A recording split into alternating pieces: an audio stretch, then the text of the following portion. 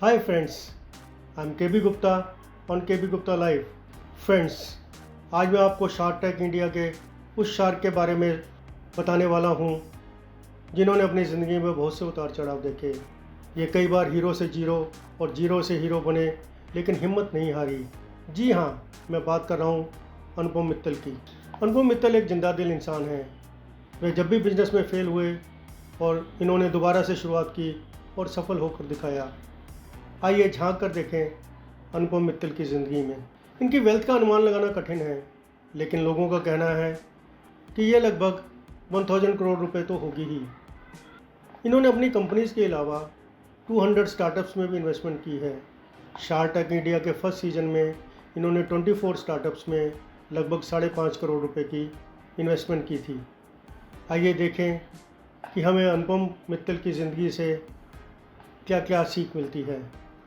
अनुपम के पिताजी इनके परिवार में सबसे पहले राजस्थान से मुंबई में आए। उन्होंने अपनी शुरुआत 50 रुपये महीना की एक छोटी सी नौकरी से की, लेकिन अपनी मेहनत और लगन के बदले वे एक फैक्ट्री के मालिक बन गए और एक अच्छा बिजनेस चलाने लगे। एंटरप्रेन्योरशिप अनुपम की खून में है। शुरुआत में अनुपम ने अपनी फैक्ट्री में जाना शुरू किया, लेकिन वहाँ उनका दिल नहीं लगा। फिर इन्हें यूरोप में कॉटन बैग्स एक्सपोर्ट करने का एक बड़ा सा ऑर्डर मिल गया, लेकिन इस ऑर्डर को वे बड़ी मुश्किल से पूरा कर पाए, क्योंकि जिन लोगों को इन्होंने आगे ऑर्डर दिया था उन्होंने लास्ट मिनट पर हाथ खड़े कर दिए। अब इन्हें लगने लगा कि इंडिया में बिजनेस के लिए अच्छा एनवायरनमेंट नहीं है और यूरोप जाना चाहिए। ये यूरोप चले गए, वहाँ 5-6 महीने लगाए, लेकिन वहाँ भी इनका दिल नहीं लगा और ये इंडिया वापस आ गए। अब इन्हें लगने लगा कि बिज़नेस के लिए अमेरिका में सबसे अच्छा एनवायरनमेंट है। इन्होंने काफ़ी मेहनत की और बोस्टन कॉलेज में एडमिशन मिल गया। कॉलेज में इनको बाद में स्कॉलरशिप भी मिल गया, लेकिन अनुपम तो एक शौकीन मिजाज इंसान है।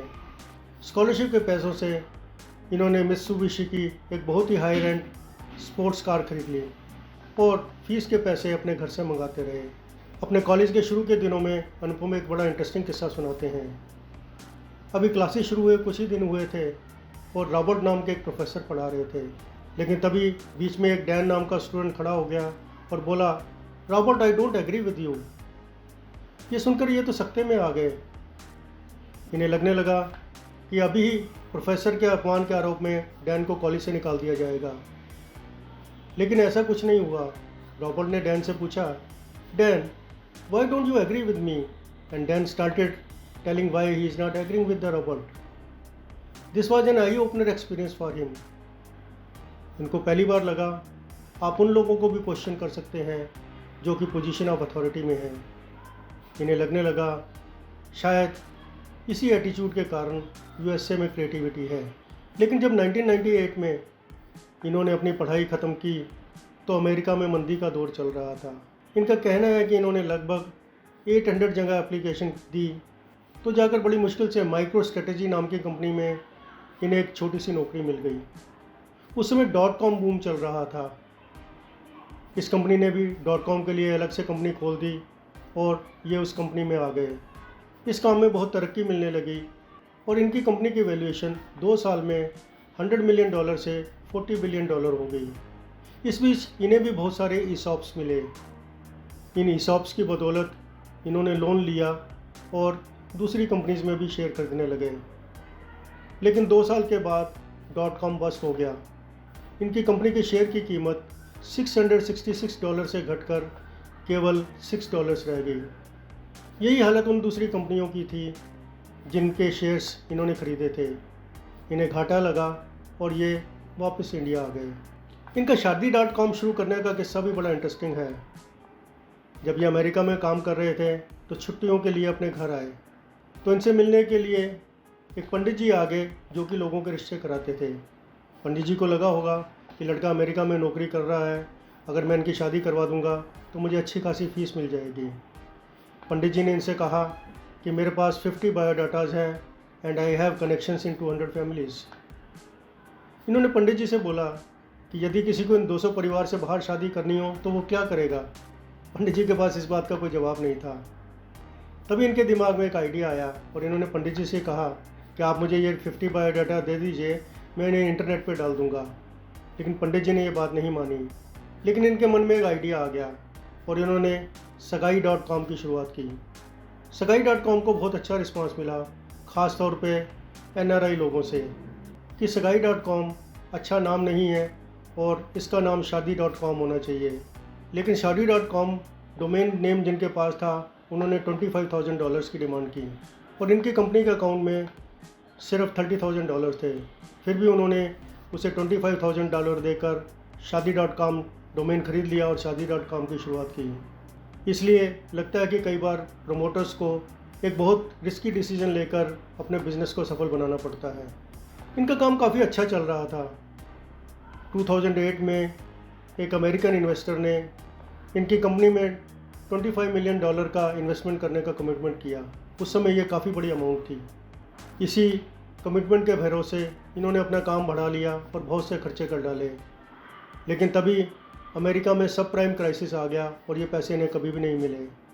इस कारण इनको काफ़ी घाटा लगा। इन्हें अपना काम कम करना पड़ा और कई एम्प्लॉइज़ को नौकरी से भी निकालना पड़ा।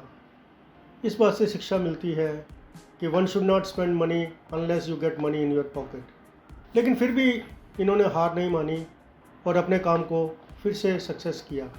ये लगभग 200 स्टार्टअप्स में इन्वेस्ट कर चुके हैं।